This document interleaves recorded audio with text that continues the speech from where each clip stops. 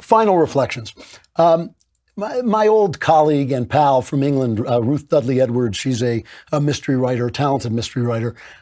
She tweeted out an article about the coverage, the BBC's coverage of the Notre Dame fires. And the coverage has been intensely dishonest and intensely silent about the things that matter. As I said before when I covered it on this show, I'm willing to believe it was an accident, though it seemed to me they made that decision very quickly.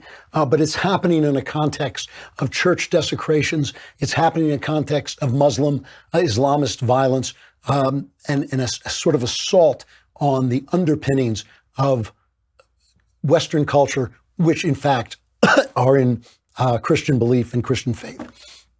So Ruth tweeted this article that said, "It really was a remarkable feat for BBC One's News at 10 last night to get through the entire program about Notre Dame without a single mention of any of these words: Christian, Christianity, Catholic, worship, worshipers, sacred, Mass, Holy Week." They covered, they covered the entire story without mentioning that it happened at Holy Week, which is one of the things that makes it suspicious. They didn't mention Christianity, Catholic. And this is in keeping with a New York Times story about the heroic priest Jean-Marc Fournier, who ran into the burning building of Notre Dame to rescue relics.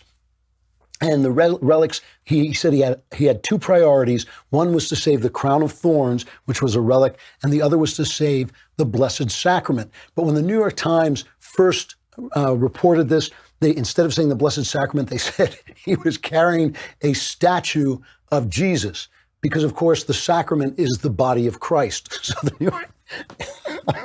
New York Times, in their ignorance, said that he was carrying out a statue because he said he was carrying out the body of Christ. And, you know, they've been attacking Ben, they've been attacking other people for being white supremacists, for bringing out what the gutting of this church meant by fire, by saying it's a symbol for some of the underpinnings of Western civilization under threat because of the attacks on Christendom. And my feeling is, you want to be hostile against Christianity, okay. But if you're a journalist, if you're a reporter, if you're a commentator, you ought to know what it is. You ought not to be an ignorant fool. You ought not to be an ignorant buffoon when it comes to reporting on Western civilization and what it is. You hate Western civilization, fine, but at least know where it comes from. If you are ignorant, you are spreading ignorance. If you don't know what you're talking about, stop talking. And I want to say also to some of the people who are absolutely sure they know that Christianity is a finished deal, that it's obsolete, that the wise, the smart, and the good no longer adhere to that. Just remember, who is telling you those things? Who's informing you of those things? People who do not know the first thing about it and hate what they don't know. They don't know where they came from. They don't know what formed their society. They don't know where their values are based. Do you? Do you know? If you're getting the news from them, you don't. All right, I'm done. I can't talk anymore. I'm going home for the Klavanless weekend, hopefully to recover my voice and come back on Monday. It doesn't matter because most of you are not going to make it through the Klavanless weekend. Let's be honest about it.